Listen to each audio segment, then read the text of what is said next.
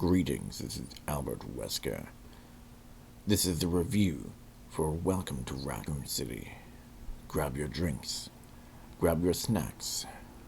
Let's get into this.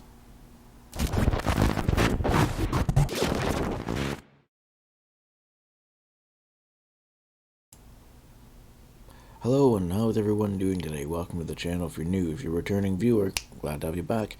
And, so this is my review for Resident Evil Welcome to Raccoon City. I want to keep saying Return to Raccoon City, and I don't know why. This movie is just, it's a mess. It's upside down and backwards. It's all over the place. This review is going to be full of spoilers, so spoiler, warning, spoiler, warning. I don't know what else to tell you. Where do we start? So, this movie tried to mix together Resident Evil and also Resident Evil 2. and it was just a big bumbling mess. Like, the movie was all over the place, literally jumping all over the place. Like, it wasn't great. There were a lot of mistakes, that's for sure.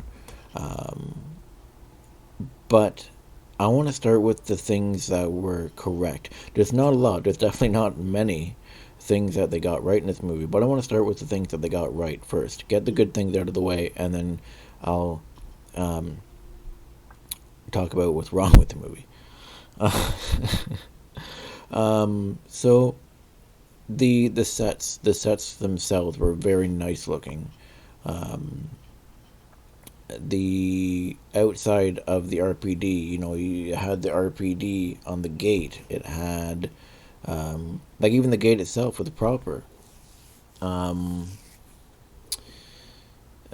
interior, like the main hall for the police station, it was great. It had the desk, the rounded desk and everything. And that's the thing, everything was made. Like, it wasn't,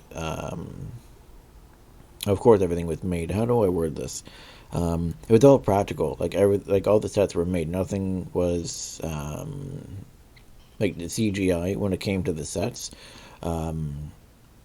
So, like, when they showed the front of the RPD, and when they showed the main hall of the RPD, that was all made. The only thing that they kind of messed up on was, so when you come in the RPD.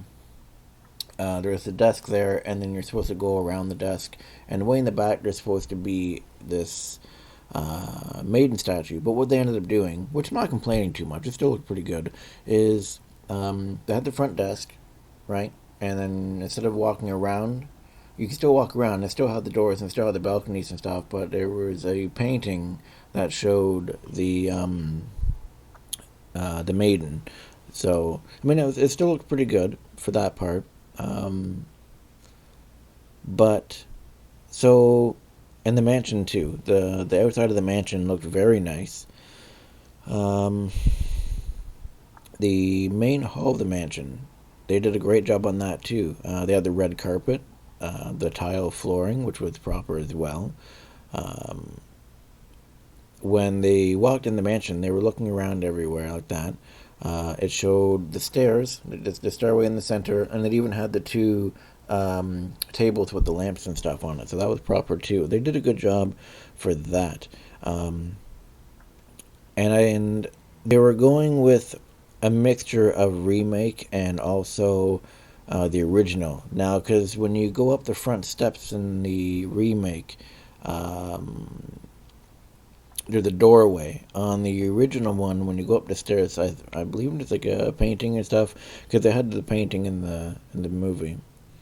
So that was good. They got that right as well. So that was good. The transport truck, the truck itself, the design, the paint design was accurate to Resident Evil 2 Remake's truck. So I got that right. They even had the guy eating the burger and driving the truck. So that was pretty funny. I like that. Little details like that, So they got that.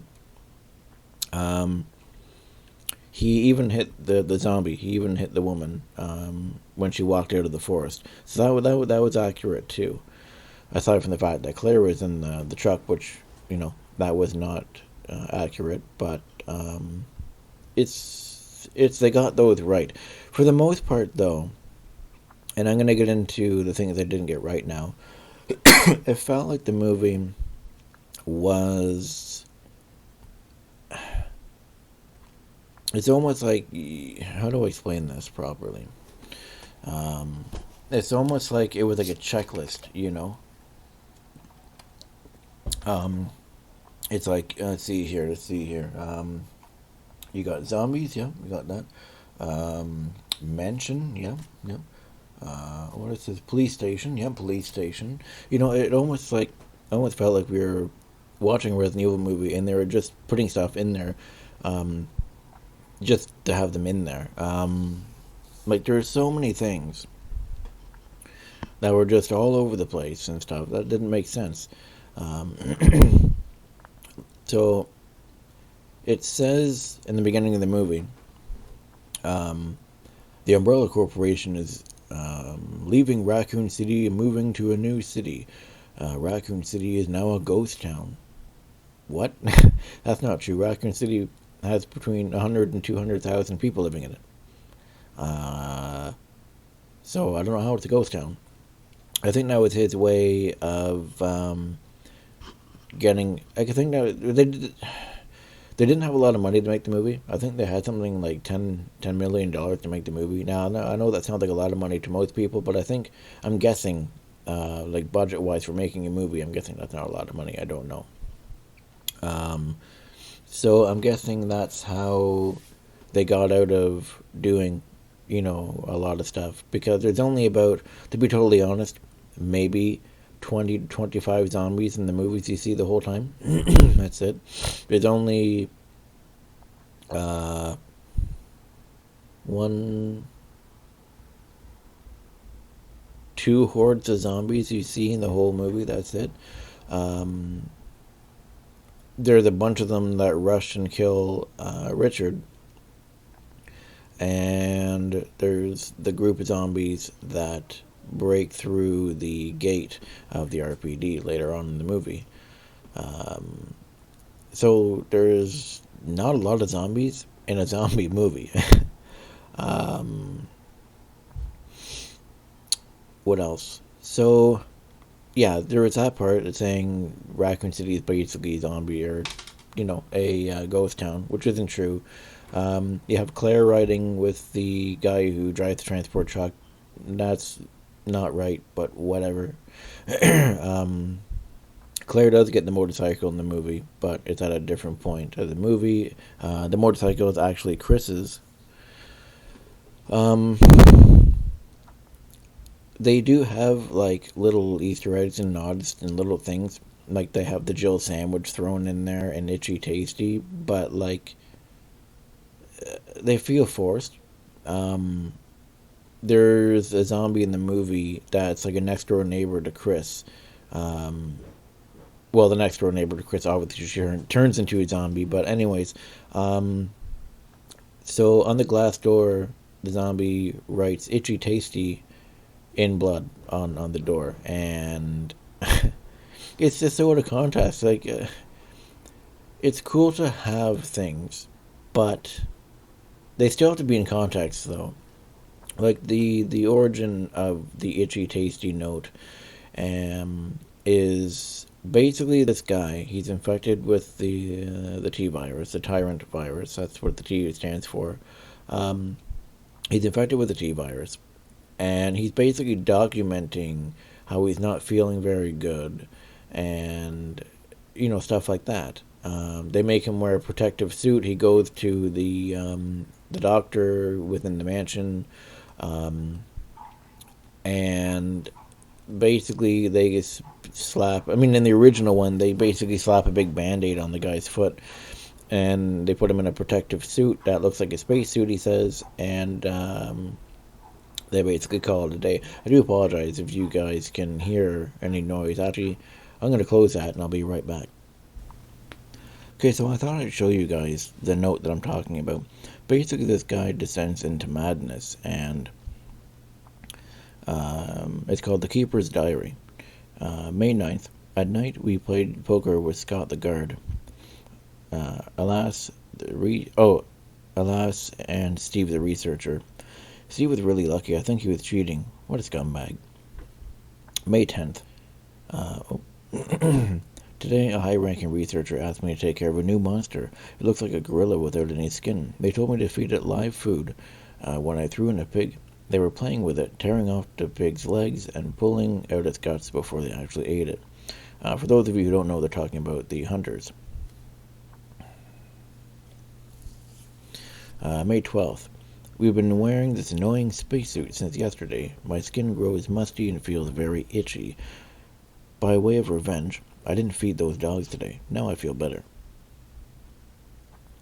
I went to the medical room because my back is all swollen and feels itchy. They put a big bandage on my back, and the doctor told me I didn't need to wear the spacesuit anymore. Yeah, I guess I can sleep well tonight. When I woke up this morning, I found another blister on my foot. It was annoying, and I ended up dragging my foot as I went to the dog's pen. They've been really quiet since this morning, which was really unusual. I found that some had escaped. I'll be in real trouble if the higher-ups found out. Even though I didn't feel well, I decided to go see Nancy. It's my first day off in a long time, but I was stopped by the guard on the way out.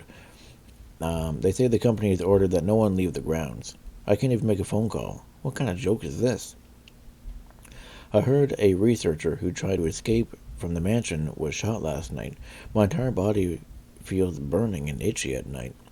When I was scratching the swelling of my arm, a lump of rotten flesh dropped off. What the hell is happening to me? And then 2 to 3 days later, fever gone, but itchy. Hungry and eat doggy food. Itchy, Scott came. Ugly face who killed him. Tasty. And then on later on, I guess that's 4. It doesn't say when. I guess itchy, tasty. So basically, he was infected with the T virus, and slowly changed into a zombie. So that is the origin, and that's, it shows him slowly kind of going crazy. He's not feeling well. It shows him, basically documenting him slowly turning into a zombie. But when we go to the movie here, we can see Claire, she's standing there. This is just a trailer. We see this, infected person from next door to Chris's house. And it says itchy tasty. In the movie it shows it here, and then it shows it from the outside. I can't remember if it does in the trailer or not. No, and then there she is again walking. Oh no, she turns around. And then this part here was kind of annoying too, because this was like a Easter egg for something that Claire says in, or not, sorry, Claire, I mean Sherry, that she says in Resident Evil 2 Remake. She's looking under here, she lifts it up, and the boy says, when Claire says, do you need any help? The boy says, you need help. And then basically the mom bursts in and tries to attack Claire here. So 2 lines totally taken out of context, and that's what they did. And there's a couple other things they do like that too, like the Jill sandwich thing. Like, yeah, it was kind of funny, but it was also gets kind of like roll your eyes kind of thing part. There's a part where, and I kind of have to get into another part too. I'll explain Leon a little bit first. So Leon is literally portrayed as an idiot. He's basically supposed to be like the, what do you call it? Comic relief, I guess you could say, for this movie. And everybody treats him like an idiot. Everybody treats him stupid, and he can't do anything in this movie at all. Stuff like that. Um, the one thing they did get right about Leon, a lot of people don't know this, but Leon is actually an alcoholic. That didn't just start um, in like the movies, or I mean like the animated movies, by the way,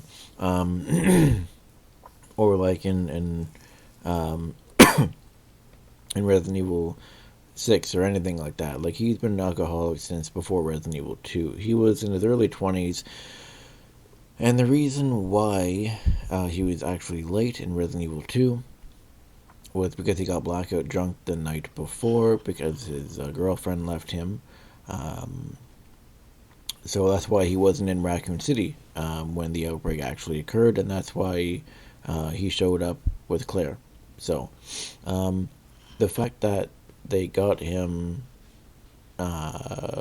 drinking and stuff in the movie before the events of Resident Evil 2 kind of makes sense.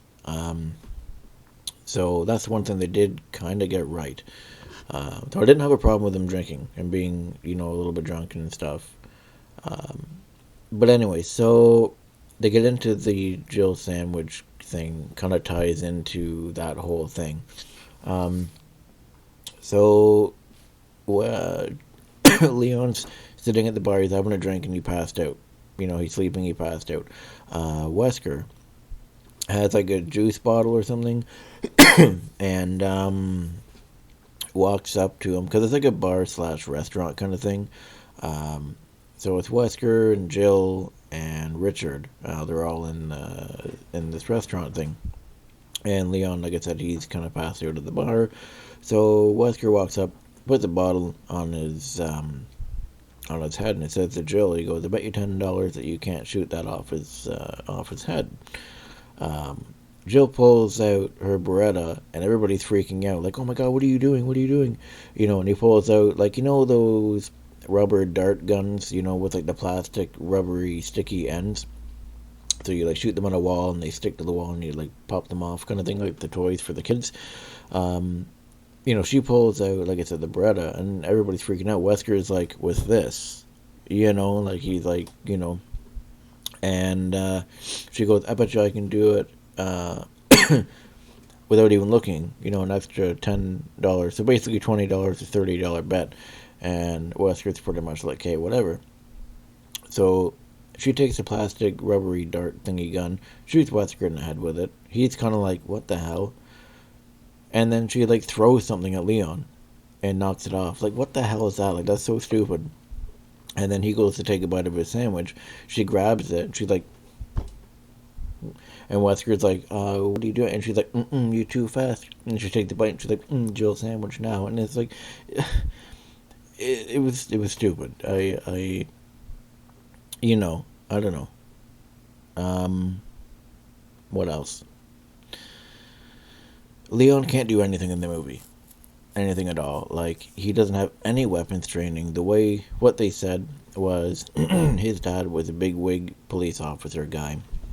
Apparently, he shot his partner in the ass, and that's why he got sent to Raccoon City as punishment. It was very stupid. Like, they were doing a very big disservice to the character. Um, yeah, he had no weapons training at all.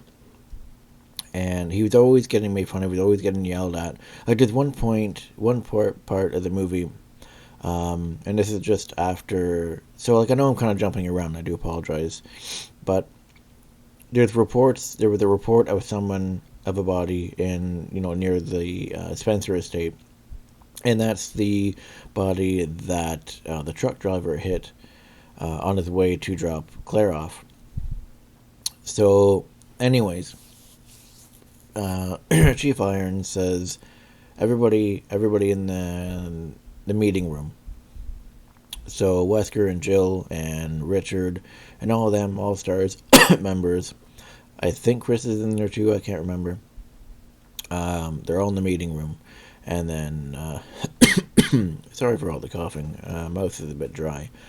Um, and then Leon walks in, and Irons tears him a new asshole, literally rips him apart, berates him. What the fuck you doing in here? Blah, blah, blah, blah. And then Leon's like, well, you said everybody. Yeah, everybody except you. And, like, he's just tearing him a new asshole. Like, it's so stupid. Like, I was literally shaking my head the whole time. I'm like, are you freaking serious? Like, this isn't funny or whatever. Like, you know? Um, so, after that, Wesker has the, like, PDA thing that some organization gave him. I'm gonna guess the connections. I don't know. They don't say who it is, but basically he gets this PDA that gives him information, and then Iron's like, "Oh, what's that? Oh, that your new girlfriend messaging you and blah blah blah," and he keeps going on like that and everything. And then Wesker makes some stupid line saying, "Oh, maybe I'm gonna get laid." Like it's not funny, to be honest. And then, like, the only good thing that Leon does is near the end of the movie. He is the one to kill Birkin with a rocket launcher. They used the rocket launcher from the remake of Resident Evil 2. They did the round one. They didn't use the Flash rocket launcher. Was a bit difficult, disappointing, but whatever. So, when it came to Birkin, um, so Birkin ran the orphanage, which is another big no-no. Um, so he ran the orphanage, and he was doing testing on on all the children. Um, and in this movie, Annette was a good person. Annette had no idea. Annette thought that he was working for Umbrella, and he was, a scientist guy, and that basically he was making good medicine. Annette had no idea what was going on. Which is stupid because she also worked on the G virus, so I don't know. Um, so he's at home. He gets a call. I'm assuming by Umbrella. They're like, you don't hear the phone call, but I'm assuming it's basically, hey, the T virus has been leaked. We need you to get down, get somewhere safe, get to the lab or whatever, something. I don't know. After the phone call, he basically tells us Annette and Sherry to quickly get dressed, and they have to leave. So they leave, and eventually they end up at the lab, and they're sitting in this corner, and Annette's like, "Oh my God, William, what have you been doing?" Because there's these like children or teenagers and stuff, and they're like ripped open on this table, and they're still alive. And he's like, "Oh, it's my life's work," and all this stuff, and it's weird. Um, I don't even know. Like it's the movie's all over the place. Like I said, um, one thing I had to laugh at, and it's the dumbest thing. Um, so Lisa Trevor is in the movie. Um, she looks like she's wearing a mask, which she's not wearing a mask. Like, okay, so she is, but she is not in the movie in the games. Oh man, they don't even give any backstory to her or anything. She is the daughter of George and Jessica Trevor. George Trevor is the guy, an architect who made the mansion. Um, I don't know if he made the training facility or not. I'm not sure about that. He also worked on the baker's house, or at least their company did, um, a little bit before the mansion incident and all that. Like, 'cause you can find like a receipt from their company. Um, so he was just a general contractor, and he made houses and mansions and stuff like that. He wasn't connected to any of the viruses or anything. He wasn't part of any of that.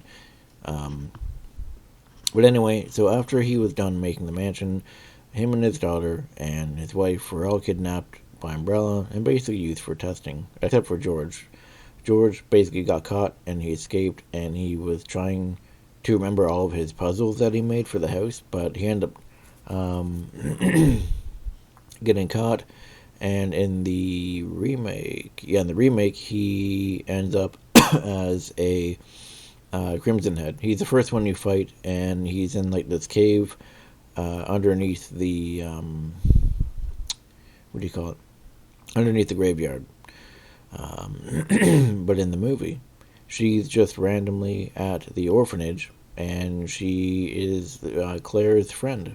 That's right. Chris and Claire also grew up at the orphanage, which it doesn't ever explain or tell you in the games where they grew up. So I don't know, but yeah. So they basically threw Lisa Trevor in just for the fun of it, and later on in the movie, when she comes back, when Claire comes back when she's an adult, because it was Chief Irons who was like, "Oh, I know a way. I know a way to the Spencer estate or whatever." We ended up going back, and that's where we see our first liquor. And Lisa Travers ends up going crazy and ends up, killing this liquor. It was the most random moment. She was like doing jumps and flips and all that stuff, and it's like, what the heck? Like she's supposed to have her arms in shackles, like wooden shackles, but in the movie she did have her arms tied up, but they weren't in like the wooden shackles. I forget. If I remember correctly, it almost looked like they were just like literally just binded together. It was just, oh my god. Um, so she kills this liquor by like ripping its head in half or something. I can't even remember. Um, she gives Claire the keys, all the keys to the mansion. Or no, were they the police station keys? I think they were a mix of the police station keys and the mansion keys, because I remember seeing the heart key on the key ring that she gives her, and then like they unlock this door. um, it's in like the playroom area, and it's like this door opens up and it's like an elevator, and it was funny because I made a joke and I said, "Oh, how much you want to bet that's the Wonka Vader?" And I was gonna take them to the lab, and I was joking, but it was true, and it. Oh my god! It took them to the lab, and yeah. Oh my god. So basically, and instead of the helicopter crashing into the police station like it's supposed to, Brad gets attacked by a zombie like he does in the original one. But he's in the helicopter. He gets attacked by a zombie in the helicopter, and then he tends to fly into the piano room of the mansion. Oh man. And the door. So for those of you who play Resident Evil, when you do the Moonlight Sonata puzzle, there's a door that opens up, and inside the door there's like this statue thing that has like a metal, a golden like plaque shield looking thing, and you grab that and you replace it with a wooden one, so the door opens up and you can leave. Um, no, in this one, and I believe they're on the second floor at this point, so it made no sense. Um, Wesker looks at his PDA, tells him how to play the song, which is kind of weird. He looks at it and he's like, okay. He looks at it and he's like, do do do do do do, just like that. And Joe's like, "What are you doing?" He's like, hold on, I'll explain in a minute." And he's like, "Do do do," and he does it, and the shelf moves, and it's like a 20-mile, maybe it's super long tunnel, and that goes to the lab. What? um, so it turns out that Wesker's not really a bad guy in this movie. Um, so he is sent to steal the G virus. He's contacted by someone, like I said, doesn't say who it is. I'm gonna guess it's a connection or something. It doesn't even say in the movie. It's literally just a thing, and it says I was contacted by her. Doesn't say who her is or anything like that. You'd think, oh, well, maybe it's Ada, but I'll get into that later on. But no, he just says, I was contacted by her, and I'm gonna steal I'm stealing Umbrella's research, and I'm getting out of this town. And Jill, who basically is in love with Wesker in this movie, gets all upset. Oh, why? You're not going to do that? We have to find Richard. We have to find our friends. Don't leave. Come on, Wesker, let's go. Wesker, let's go. And then something else happens. I can't remember what it was. And then he basically turns around and he runs off. He runs down the tunnel. Um, and then she runs off in a different direction. You think she would go after him, but she doesn't. Um, and then after that, it cuts to something. Oh, right. So Enrico Marini and Edward Dooley are in the movie. Oh boy, they look nothing like each other at all, and they're dead. Enrico. So if you, oh, I don't even know, and I do apologize. I know I'm jumping all over the place, but the movie is all over the place too, and it's just, I don't know. So they do the scene with the very first zombie, Resident Evil 1, where it shows the zombie eating, and then it turns its head, and looks at whoever character you're playing as. Um, but in the movie, the zombie turns and looks at Chris, and the zombie that it was eating, instead of it being Kenneth, was Enrico. Like, why couldn't they just been like, oh, that was Kenneth, blah blah blah, and then because like Enrico doesn't get Enrico gets shot by Wesker in Resident Evil 1, because he says, oh, there's a traitor in our midst, and Enrico didn't know who the traitor was, but he knew that there was a traitor and that they basically worked for Umbrella. But no, and Enrico was the one who was attacked by the first zombie. So I don't understand the choice in that. And Edward's not even in Resident Evil 1. Edward dies in Resident Evil 0 before the events of 1. I think 1 and 0, I think they're like a day apart, I think. Yeah, because Bravo team goes missing. So there's 1 and 0 are a day apart. But Edward gets killed by dogs. He was attacked by dogs, and then he jumped inside one of the windows of the train, and that's where Rebecca sees him. And he warns her that there's dangers, and basically you got to be safe. And then he passes away. No, in this one, he was attacked by zombies, and he was in the mansion. I don't understand. And this guy says, oh, this movie is a love letter to the fans. The original fans will love this movie. How can you mess up? Like, you get the sets almost perfect. Little details. You get good. All these little Easter egg things, are great. But the writing, like the script, the writing, the delivering of lines in this movie, it's not good. It's not good at all.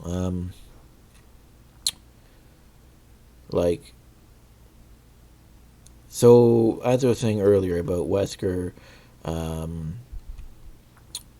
basically stealing information. So he makes his way. He finally gets to the lab. Burkett's in the lab, and Wesker pulls his gun on him. Eventually, because he's like, "Oh, give me this," and he's like, "No, I'm not giving you my life's work." Basically, the same thing what he would do to Hunk. Hunk's not in this movie either, by the way. So Wesker is like, "It doesn't have to be this way. Just give me the stuff." And basically, Birkin's like, "No, no, no." He pulls the gun out and he shoots Wesker in the shoulder, like in this area here. So he turns around and he lights him up. He shoots him up, dead. Then Annette runs after to attack him, and he shoots her in the head. So Annette's dead. He didn't want to do it. I guess it was instinct or something kicking in, and he shoots in the head. He starts freaking out. Oh my god, I didn't mean to do that. Oh my god, oh my fuck. He's going crazy like that. He's like, oh man, I didn't want to do that. And he's like, sorry kid, it didn't mean to be like that, because Sherry's seeing that too. And then Jill comes and shoots Wesker in the back. Wesker falls down, and he says, Umbrella's gonna destroy this place. They're gonna cover up everything. You better get out of here. And then Chris randomly shows up in the lab too. And he's like, I'm sorry, man. I'm sorry. And then Wesker basically dies. So yeah, Wesker wasn't a bad guy in this one, in a sense. He was basically, in a sense, just a mercenary or an agent, just getting stuff. He was basically pulling what Ada was supposed to do, getting the G virus to give it the connections. He was doing Ada's job. It's dumb.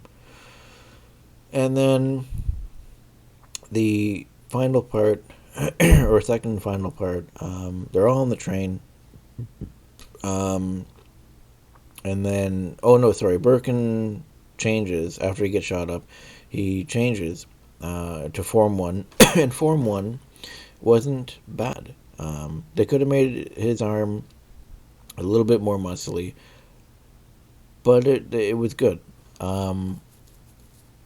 He was talking and stuff like that. I didn't really like the talking too much, but he could talk in Form 1, so I'm not really complaining all that much. It was just kind of odd how he was talking properly. Birkin could speak in Form 1, because he calls out for Sherry in Form 1. So basically, Birkin raised Chris. He put him into the academy. He's basically a father figure to him. And it was just a stupid. Everything makes no sense. So anyway, they're fighting. He ends up shooting him. He tells him, "Shut the fuck up," and he blasts him. Like, there's so much swearing in this movie that it's stupid. Like, anytime something happens, oh fuck, fuck, fuck, fuck, fuck. Like, it's stupid, and it kind of ruins it to me. I'm not a fan of swearing all the time, constantly. I don't like that, and it was very annoying to me. Anyways. So that happens. They leave. They go on the train.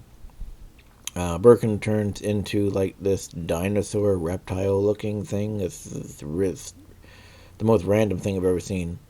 Doesn't look anything like Form 2, 3, 4, or 5. They're on the train, so you think that he would change into. You think they wouldn't pass up the opportunity to make Form 5, all right? Where he's basically like engulfing the train, like he does. But no, they didn't do that. They made him this, like I said, this reptile-looking thing, and he rips the roof off, and then he crawls in. He's like, brrr, and he crawls in, and then they're shooting him, right? And then out of nowhere, Leon comes out of nowhere, literally comes out of nowhere, with the rocket launcher, and Chris is like, oh fuck, and he dives down, and he fires the rocket launcher, and kills him. It doesn't even show him get blown to pieces. It literally just shows Leon. He's like, and then you can see the missile go past, and then bang! All you see is this explosion as Chris is laying on the ground. So you don't even actually see Birkin die. And then after that, Jill walks in, and she's like, "Oh, what happened to the rest of the train?" or something stupid like that. And then they all walk out of the tunnel like they did, like Claire and Leon do in Resident Evil 2. And then the post-credit scene is the most ridiculous thing I've ever seen, especially when it comes to Wesker. Like, oh my god. So, for those of you who have played Resident Evil 1 Remake, know that the title screen shows like this morgue room, and the table in the center, and the zombie slowly raises up, like he slowly sits up, and then you hear a gunshot, bang, and then the zombie falls down, and then it says press start. So that's basically what they did, but for Wesker. But it gets ridiculous. So I can't even talk. So it shows the room at the proper angle, shows the table, the end of the table. It shows a body in a bag rising up, and then Wesker, he's trying to get out of it, and he gets out of the bag, and then he rolls off the floor, or sorry, he rolls off the table, and then he's on the floor, and he's crawling around the floor. He's like, oh my god, like making stupid noises like that. I'm not even I'm not even exaggerating. Um, and he's literally clamoring, trying to open up. What do you call it? Like these drawers on like the I can't even think of the word. Basically, there's like these shelves, and he's like trying to clamber at them. I don't know if he's trying to climb up or something. I don't even know. But he's freaking out, and Ada Wong in the trench coat that she wears in Resident Evil 2 walks into the room, and she basically goes, "Oh, you're awake," or something like that. And he's going crazy. He can't see anything, and he's like, "Oh, I thought I was dead." And then Ada goes, "You were dead." um, and then he goes, "Oh, my eyes! I can't see my eyes." And then Ada just turns around. She goes, "That was, it was like a." That was a reaction from bringing you back, or something like that. Um, and then she literally goes like this, and hands him sunglasses. And he takes sunglasses, and as he's freaking out, and then as soon as he puts them on, he's like, totally fine. I go see if I can find my glasses. Um, yeah. So basically, whoops. Let me fix this. So literally, he's literally like, "Oh my god, I'm gonna see," and then he's like, "Oh my god," and then he's like,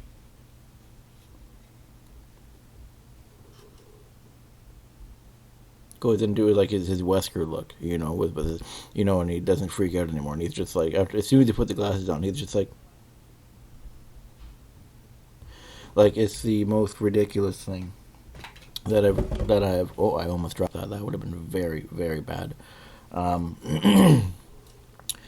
anyways, it was the most ridiculous thing I've ever seen. Oh, right. Also, I forgot to mention the Ashford twins are also in this movie from Code Veronica. Um, they do the old what do you call it, projection reel, where it shows Alexia and she's pulling the wings off the dragonfly. They did that scene, and that scene was good. They did after that scene was actually was perfect. They did it exactly how it's supposed to be. They even had the part where they both look at each other, really closely. The only thing that was really weird was, Birkin was standing in the background, like, like it was the stupidest thing. So they randomly have the Ashford twins in it. So yeah, that's basically Resident Evil. Like I said, it was just all over the place. Like a checklist, like, oh, we got, like I said, we got Wesker, okay, Mansion, Zombies, G-Virus, what else? Oh, helicopter crash, yep, Birkin, yep, yep, oh, that's another thing I wanted to bring up too, I forgot. So, when the transport truck crashes, right, it's supposed to crash into a car, right? And basically, that's what causes him to fall over. Because in the original one, he's infected, and he's losing losing consciousness, and he turns to the wheel, and he crashes into a police car. Or no, sorry, he crashes into a random car. I think no, what was it? No, sorry, I'm wrong. In the original one, he crashes into um, Leon and Claire's police car, and then it goes upwards and boom, it crashes like that. I think it also crashes into the police car in the remake as well, but it's a little bit different in this one. So a dog ends up infecting the truck driver, whereas in the original one, the truck driver went to get gas, and there was a zombie in the gas station that attacked him. But anyways, so the way it happens in this one is, so again, like I said, he got bit by his own dog.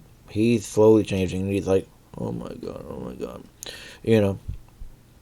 and he turns the wheel like this, and he flips the truck and it blows up in an empty road. There's no cars, no zombies, no nothing. Empty road. There's like maybe 20 to 25, I'll be generous, maybe 30 zombies in the whole entire movie. There's no tyrant, no hunters, no Plant 42. Um,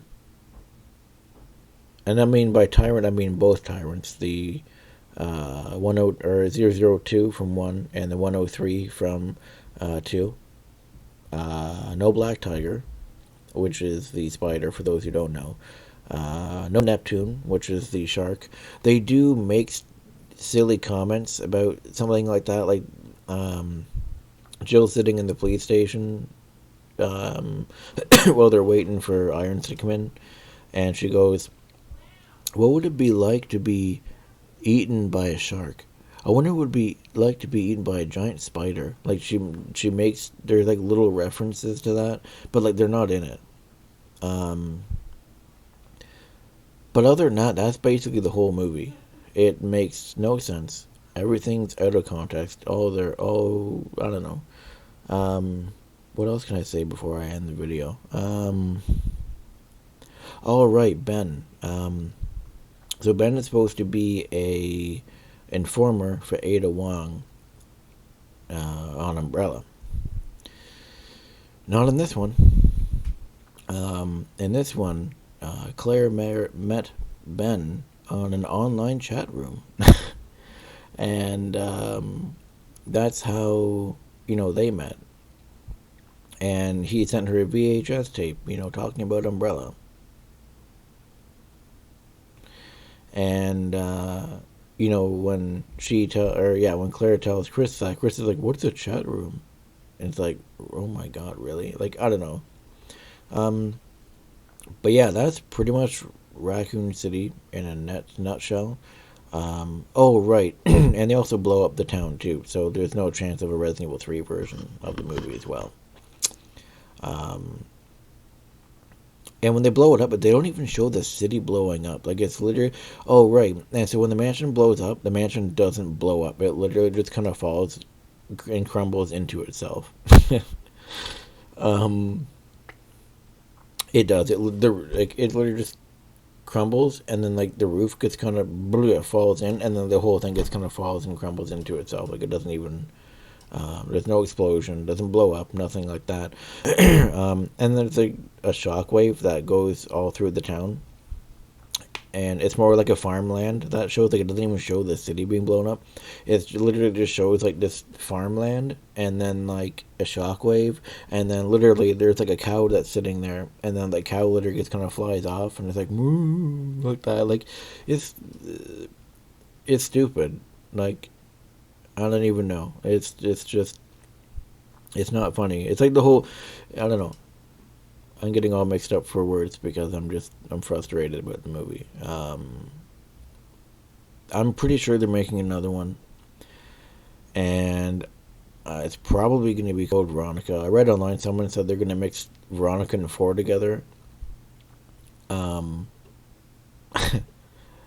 don't even want to know how that would work. But from most things I've read, I've more so read Code Veronica. I've only seen one comment of someone saying 4 and Veronica together. So they're probably just going to make Veronica for the second movie. Another thing I found out too is, oh boy. So if any of you guys remember Paul W. Anderson, who did the 6 Resident Evil movies that did very bad, that no one really liked. He worked on this one. He was a executive producer of this movie. So that's got to say something, at least, to why it's not great. His first Resident Evil movie and his second Resident Evil movie weren't bad. I mean, the first one, yes, it had a mansion, but at least this one didn't pretend to at least at least his movies didn't pretend and say, "Hey, these are exactly like the games and stuff." He said that they were based on Resident Evil. So, like, his first one and his second one was good, but that's all I can really say about those movies. Um, but no, this movie, it wasn't good. It like they should have, if they were going to mix two movies together, it should have been 2 and 3. Again, because they overlap and they're a day apart. The reason why I say they overlap and they're a day apart is because Resident Evil 3 starts is, if you want, you don't have to play them this way, but if you wanted, if you were like, if you want to be like super duper technical, you would go 0, 1, first half of 3, Jill gets infected, passes out, is in the church, then you would play all of 2, and then when 2 is done, you would play the rest of 3, because Jill is unconscious for like 1 or 2 days or something, because she wakes up on October 1st, very early morning, and then, she has to leave because that's when Raccoon City gets blown up. So they really could have mixed 2 and 3 together if they were going to do that. Hell, they could have done 0 and 1. Actually, no. No, just 2 and 3. Because even 0 had a lot of stuff packed into it. So yeah, I don't know. Like I said, apparently they're doing Code Veronica for the next movie. And yeah. But that's Raccoon City for you. That's the whole movie. I'm probably missing a few little things here and there. Oh, right, I've seen a picture of the tyrant's head basically in a glass jar in the lab. It's one of the things sitting on the shelf. They have the doll that you have to open up the back of to get the puzzle piece thing in Resident Evil 2 Remake with Sherry. They keep focusing on that in the, what do you call it? In the orphanage, even though it doesn't really have anything special or anything. They literally just keep focusing in on the doll. Maybe they try to scare people with it or something, I don't know. But yeah, I know this video is pretty long, but I wanted to do an in-depth, like, review and thoughts and stuff on it. But yeah, like I said earlier, like, the sets and the tiny details and everything's there. But like, the writing and the way the cast delivers the lines, the costumes, is not good. So he knows what he did. The guy knew what he was doing. It wasn't Anderson who made the movie. He was just like producer, like executive producer. So Anderson, I guess, helped him with the movie. But the guy who created the movie, he must have known what he was doing, because he had all the, like I said, these little details and stuff, right? But he just, I don't know. It wasn't a very good movie at all. If you have any comments, feel free to drop your comments, your opinions on the movie, if you've seen the movie. If you haven't seen the movie and you just wanted to see what my thoughts were, let me know what you think. Feel free to, subscribe, because, I mean, I like to make Resident Evil videos, of course, stuff like that. Yeah, I'm not too sure what else to say. So I will see you guys in my next video. Until then, peace out.